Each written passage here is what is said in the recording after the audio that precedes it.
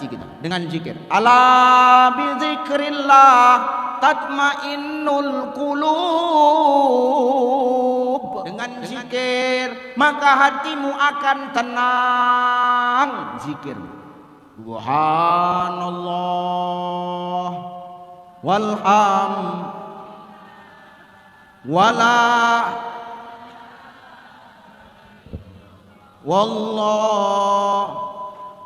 subhan walham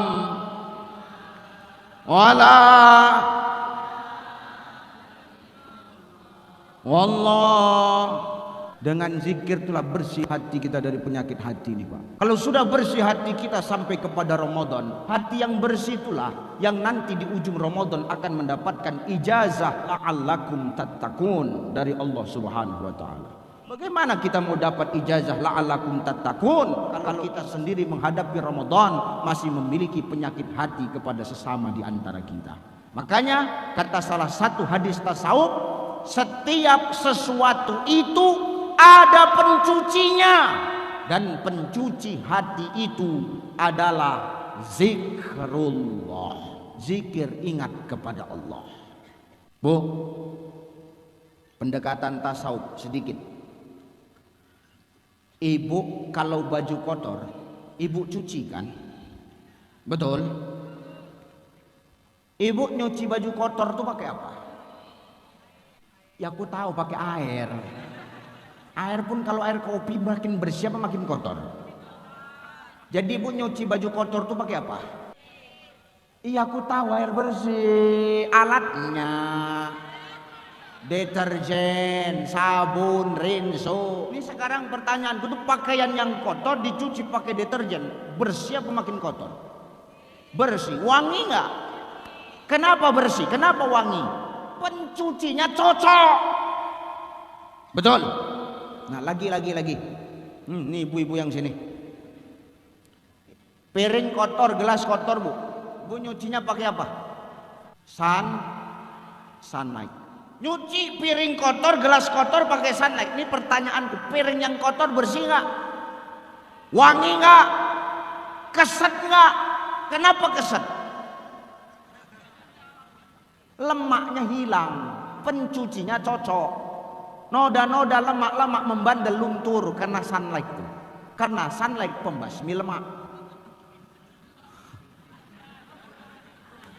Betul.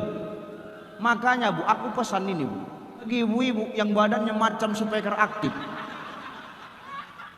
besar, yang lemaknya banyak, kau nggak usah palas sedot-sedot lemak, nggak usah banyak tingkah kau.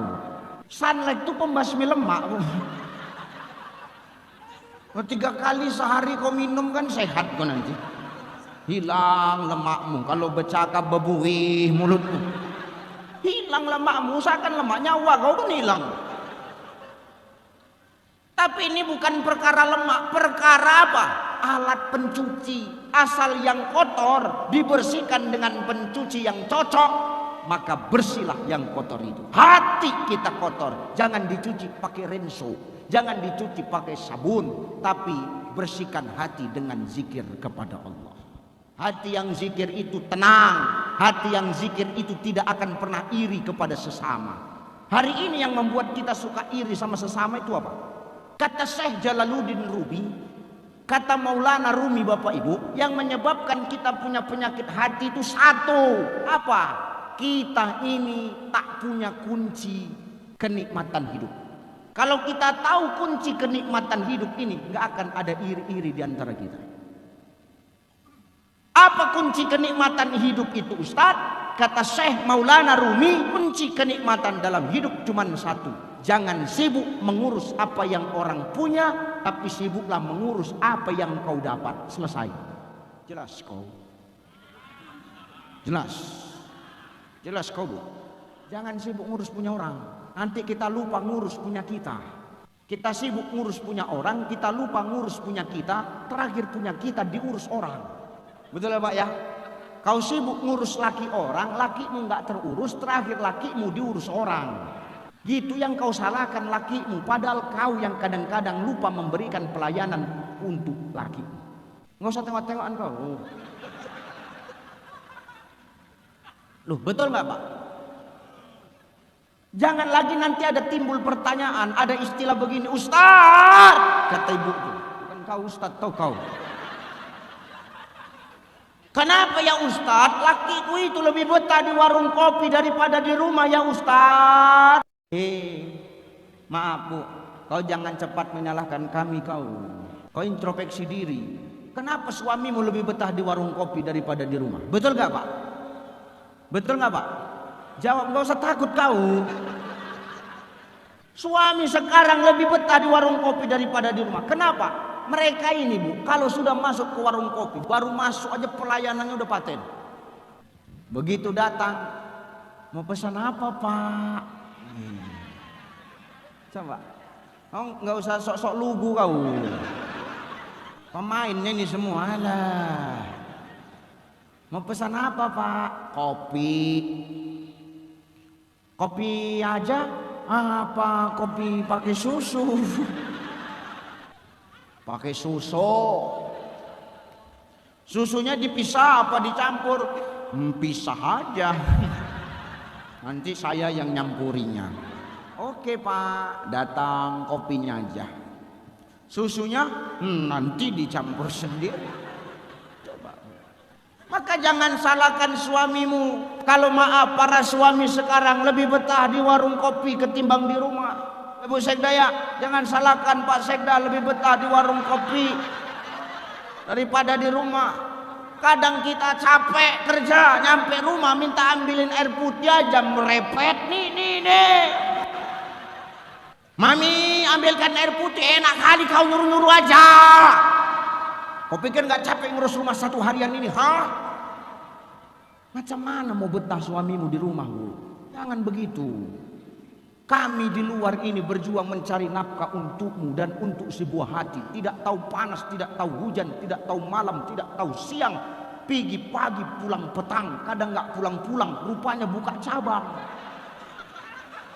Rupanya buka cabang kawan. Cocok tak balik-balik kawan tuh ke rumah. Nih, maaf. Gini Bu ya, nih suami nih. Jadi suami berat. Berat Bu. Berat kali suami, sumpah berat. Aku udah berapa hari nggak pulang ke rumah lagi. Berat. Suamimu ini Bu, maaf. Ini harus kusampaikan. Kalau nggak diginikan Pak, makin merajalela orang ini sama kita. Betul nggak Pak? Perkara berantemlah kau sampai rumah. Yang penting ku sampaikan ini. Suamimu pergi dari rumah untuk mencari nafkah, pergi dalam keadaan hidup, belum tentu kembali dalam keadaan hidup. Itu yang harus kau ingat. Betul nggak Pak? Kan? Dari sini aja udah mulai nampak perpecahan itu kan? Ini positif berantem sampai rumah ini. Benar tuh. Benar Bu. Suamimu itu pergi mencari nafkah keluar dari rumah. Maaf, dia pergi dalam keadaan hidup. Belum tentu suamimu kembali dalam keadaan hidup. Itu yang harus kau ingat. Kami tidak minta apa-apa. Kami hanya minta doa ketika kami keluar dari rumah. Supaya kami pergi selamat, pulang pun dalam keadaan selamat. Minta doa. Cemana doanya? Kau cukup kecup tangan kami ketika kami keluar rumah. Selesai kok Pak. Sepele Pak, tapi itu berarti untuk kita. Betul? Mau pergi Dek, pergi dulu abang kerja ya Dek ya. Iya Bang, hati-hati ya Bang. Malah Ustaz, dah tua Ustaz, yang tua sudah agak-agak bawa tanah sih gitu. Ya benar Bu. Ini sepele, maaf sepele, jarang dibuat orang. Tapi maaf, pahalanya, fadilahnya besar. Kalau kau kecup tanganmu ketika suamimu keluar rumah cari nafkah, atau ketika engkau keluar rumah karena dapat izin suami. Ingat Bu, keluar rumah karena dapat izin suami. Jangan kau keluar rumah kalau tak dapat izin suami. Kalau enggak, kata lakimu, jangan kau coba-coba melawan. Dengar kau. Dengar kau. Jangan suka-sukamu aja. Bagaimana kau mau dapat keberkahan dalam rumah tangga? Bagaimana mau kau rasakan ridhonya Allah kalau kau langgar aturan-aturan suamimu selagi aturannya baik? Jangan keluar ya Dek, nanti kalau mau keluar tunggu abang aja, kau bandal. Pergi juga keluar. Makanya hati-hati, jangan sampai kita jadi orang yang durhaka. Kalau dulu sebelum menikah boleh kita minta restu orang tua. Nah sekarang udah ada tempat redho kita. Nih suamimu. Ya Bu ya. Ingat, ketika suamimu keluar rumah untuk mencari nafkah atau kau keluar rumah karena dapat izin suami. Kalau tak dapat izin suami, jangan kau coba-coba keluar. Dan ini hanya berlaku untuk yang punya suami. Yang janda diam aja, dengar. Jangan pula yang janda minta izin sama laki orang pula. Ini masalah nanti sekarang. Pergi suamimu keluar rumah cari nafkah. Ibu pamit sama suami mau keluar rumah dapat izin. Kecup tangannya. Pergi ya bang. Hati-hati ya bang. Ini pahalanya besar. Sepele tapi besar fadilahnya. Apa pahalanya? Sama seperti engkau mencium Hajar al-Aswad. Batu hitam yang tertempel di dinding Ka'bah. Berebut orang waktu tawaf nak mencium Hajar al-Aswad. Aku tak berani. Aku kecil, nak pijak, meninggal aku selesai. Orang berebut nak cium Hajar al-Aswad itu pak. Ketika mereka tawaf, ibu tak pala jauh-jauh. Di rumah ada Hajar al-Aswad. Mana? Ini Hajar al-Aswad. Hajar al-Aswad. Tangan suami Hajar al-Aswad. Apalagi hitam warnanya, makin besar pahalamu. Makin besar pahalamu. Makanya ku hitamkan aja tanganku. Besar pahala. Biniku besar pahala. Ustaz kan tahu bercakap aja. Rupanya Ustaz buat. Ku buat. Kemanapun aku nak pergi ceramah. Aku udah menikah pak. Jangan buat aneh-aneh bapak ya. Singel. Begitu Pak Bupati, Ustadznya masih single. Meronta-ronta janda di sini tadi. Aku udah berbini. Jangan aneh-aneh bapak pak. Jangan kalian potong-potong video tadi ya. Ini bahaya ini. Ya Allah. Aku buat pak. Umi, ya pak. Aku nak pergi ceramah. Ya pak, hati-hati. Mi, ya pak, Hajar al-Aswad. Lari. Bolak-balik. Makanya aku sediat tisu basah, bau ludah dia semua. Makanya maaf. Ya bu ya, berat jadi suami ini. Ya, jangan cepat kita menyalahkan beliau. Kita yang introspeksi dulu bu. Ya bu ya. Nanti kalau dibilangi bandal tuh. Tapi kan Ustaz tergantung suami. Iya kan.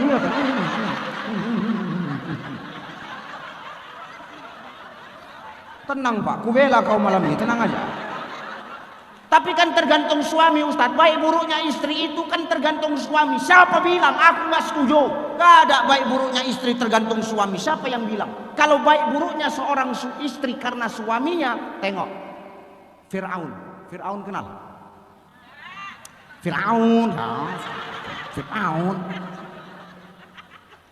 Fir'aun tuh kelakuannya lebih-lebih dari iblis pak. Maaf, iblis angkat jempol sama Fir'aun. Didatangi iblis Fir'aun. Apa kata iblis? Paten kau Fir.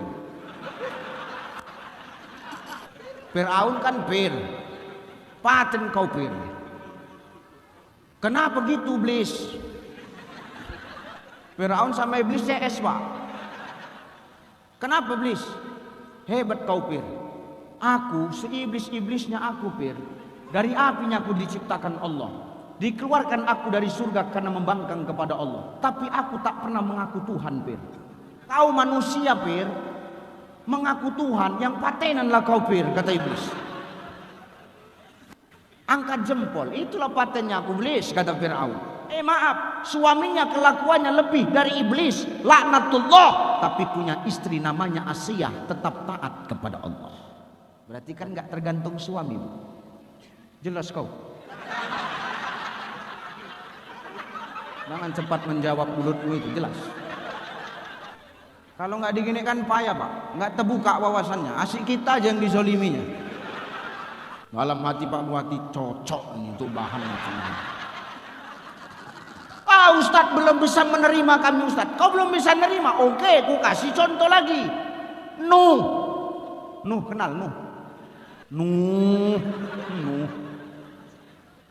Nuh itu taat kepada Allah, nggak pernah membangkang kepada Allah. Apa perintah Allah, Nuh selalu buat.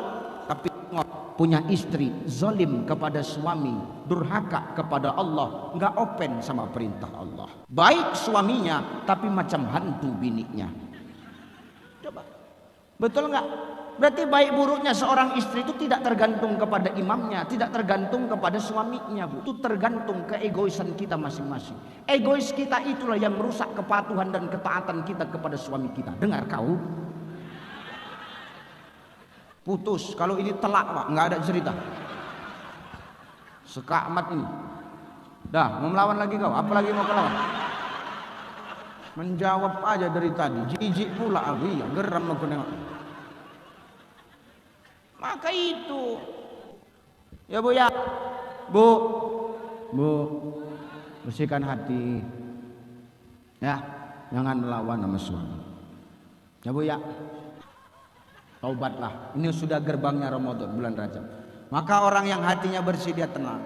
Orang yang hatinya bersih dari penyakit hati, dia akan paham dengan pekerjaannya, dia akan paham dengan hidupnya, harus dibawa kemana, untuk siapa, dan hanya karena siapa dia berbuat. Hanya zikir, tenangkan hati kita. Orang yang zikir hati dia tenang. Zikir itu tidak mesti subhanallah walhamdulillah wala ilaha illallah wallahu akbar. Tidak. Kita duduk di majelis ilmu ini pun zikir. Maka Pak Bupati kalau mau maaf, Kabupaten Tanjung Jabung masyarakatnya ini baik, maka rajin-rajin di desa itu buat pengajian. Supaya apa? Eleng, ingat masyarakatnya sama Allah. Kalau sudah ingat kepada Allah, maka tidak akan ada hati yang condong kepada keburukan. Aman, damai, tentram, bahagia masyarakat. Betul? Maka yang hanya menyebabkan penyakit hati itu karena kita sibuk ngurus punya orang. Kita lupa ngurus punya kita. Pantang tak top nengok tetangga lebih hebat. Ngapain Bu? Perkara titipan semua ini. Gak usah kita recokkan. Orang kalau sudah punya penyakit hati, perkara air minum pun bisa berantem. Enggak. Ini perkara ini Pak, bisa berantem ini Pak. Kalau orang punya penyakit hati. Jelas. Mau kubuktikan nih sekarang begini. Yang membuat kita ini enggak enakan. Kita sibuk ngurus punya orang karena kita suka tertipu sama bungkus. Tapi kita lupa sama manfaat. Sekarang begini, Bu, minummu sama minumku sama apa beda? Kan beda. Ibu pakai cup kecil, aku pakai botol. Secara bungkus beda Pak. Secara bungkus memang beda. Pertanyaanku, isinya sama-sama putih nggak? Isinya kalau diminum sama-sama menghilangkan haus nggak? Selagi manfaatnya sama, cuman beda bungkusnya, apa yang perlu kau recokkan? Kita kadang tertipu sama bungkus tapi lupa sama manfaat. Inilah yang suka buat kita berantem satu sama lain. Betul apa ya? Nengok tetangga baru lebih hebat, heboh. Nengok tetangga beli kipas, kau kepanasan, ngapain? Tetangga beli AC, kau kedinginan di rumah, ngapain Bu? Gak usah pikirkan kali sampai demam-demam kayak gitu. Nengok tetangga beli mobil, wow ibu nih beli bodrek. Kenapa Ustaz? Pusing kepalanya memikirkan tetangga. Kita jangan tertipu dengan bungkus. Karena selagi bungkus itu beda tapi manfaatnya sama, maka itulah tanda keadilan Allah. Allah selalu tahu apa yang kita butuhkan, bukan apa yang kita inginkan, saudaraku. Maka bersihkan hati kita agar kita temukan kunci kenikmatan dalam hidup. Sehingga apa? Hati kita bersih dalam menyambut datangnya Ramadan. Di ujung Ramadan kita dapatkan gelar ijazah la'allakum tattaqun dari Allah Subhanahu wa ta'ala. Jelas? Nih. Lagi contoh. Biar nyambung ajinya. Kalau nggak gini payah, belum tentu diundang lagi. Dari kumisnya tipis juga pergaulannya. Umpamanya ini pesawat Pak. Ini apa Bu? Pesawat. Udah nggak usah bilang botol, udah pesawat. Biar cepat, udah mau jam 11 nih. Udah sejam setengah aku hampiran. Ini umpamanya pesawat. Datang pesawat Saudi Arabia bawa jemaah haji masyarakat Kabupaten Tanjung Jabung Barat. Amin. Mau mendarat di Bandara Sultan Toha, Provinsi Jambi. Pas mau mendarat pesawat itu, apa kata pilotnya? Landing position. Posisi mendarat. Pas bilang begitu pilotnya, dijawab sama operator bandara. Sorry mister, maaf, tempat pendaratan belum siap. Tempat pendaratan belum steril. Aspalnya masih berlubang. betonnya masih rusak-rusak. Pertanyaanku, andai kata ini pesawat nekat mau mendarat, tergelincir nggak pesawatnya? Guling nggak pesawatnya? Kenapa? Tempat pendaratannya belum steril, Pak, belum siap. Tapi syukurnya pilot ini pandai, karena tahu tempat pendaratannya belum siap. Apa kata pilot ini? Oke, kalau memang belum siap, kami akan cari bandara yang lain yang siap menerima kami. Pergi balik, nggak jadi mendarat. Maknanya apa Bapak Ibu? Maknanya pesawat inilah takwa. Takwa itu letaknya di dada kita. Takwa itu kata Nabi letaknya di dada. Bagaimana takwa mau terletak di hati dan dada kita? Berikan Allah sampai ke hati kita. Kalau untuk menyambut datangnya bulan suci Ramadan, hati kita masih menyimpan penyakit hati. Maka jangan heran, banyak orang puasa dia ikut, tadarus dia ikut, tarawih dia ikut, berbagi takjil dia ikut, buka bersama dia ikut, tapi di ujung Ramadan puasanya tidak merubahnya menjadi manusia yang lebih baik dari sebelum Ramadan datang. Maka kuncinya ada di bersihkan hati dengan zikir.